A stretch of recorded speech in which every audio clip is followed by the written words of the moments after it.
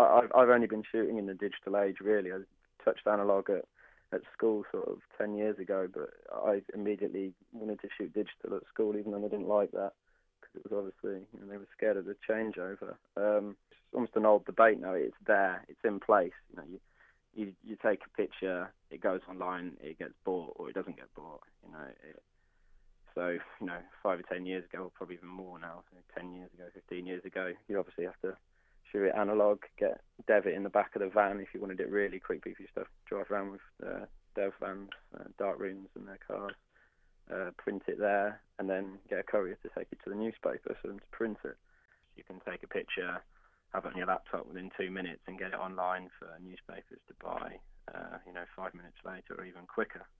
The first images that came out of the last Olympics were photographed online and then in print 45 seconds later. It just shows how much it's moved on from the analog days.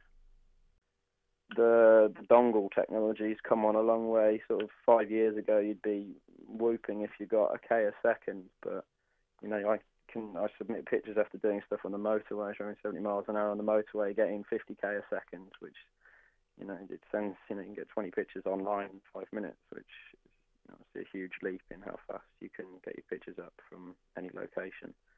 I sort of started about a year ago as a blog, which gets a lot of hits. I don't know how many of them translate into actual picture sales, but it gets a lot of hits because the blogs are indexed by Google very quickly. So you put your pictures on there with your keywords, and the Google spiders pick them up quickly. If you talk about citizen journalism, which has a lot of issues surrounding it, for one, you could say that it sort of undermines the rest of the industry, as a lot of newspapers will use a picture from an amateur, and there are a lot of ethical issues with that in the past images have been set up and sent in and printed, and that's not journalism, that's PR. On the positive side, it gets the news story out a lot quicker if you're a professional working journalist. Well, as a freelance, you get information from various places. You get information from doing your research online, from knowing people. Sometimes people call you up, which is, I think, always been the case with photojournalism, with the media. And be a freelance, you can pick and choose what you want to do, but that's generally how you get your information.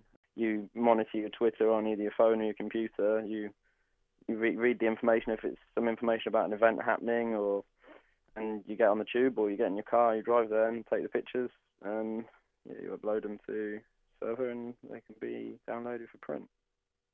A good example at the moment, if you want to look at tweeting, there's a Labour leadership campaign. If you look at their Twitters, you can see what they're doing in terms of speaking to the people, the voters, talking about their policies and what they agree, don't agree with. There's a good example at the moment.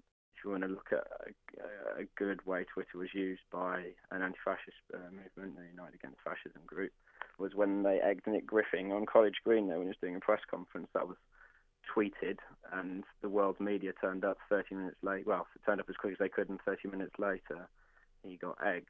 So that's one example of Twitter being used for the media and by a protest group. But in terms of it being a source of information constantly, it sort of keeps you in the know, provided you have you're following the right people. But it doesn't produce pictures very often, it doesn't go here for this picture, it doesn't happen very often from Twitter.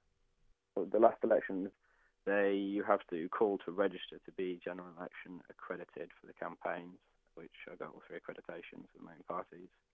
And then they just email out operational notes of where they're going to be, at what time, and email back on some of them if you want to attend. But most of them, are in a field or a big community hall, so anyone can turn up and take pictures if you're accredited. I don't know exactly why. I presume they would like to know who the people are taking their pictures, which isn't something really new. There are rumours they CRB check people. They probably do. I don't know for sure. I suspect they do, especially prime ministerial stuff, for obvious reasons. So they want to know who's coming, I think, and they can estimate if they're going somewhere. We've got 20 confirmed stills, we've got 10 confirmed broadcasts, a couple of radio or something, so they know maybe how much time they're going to have to spend there as well doing all the interviews.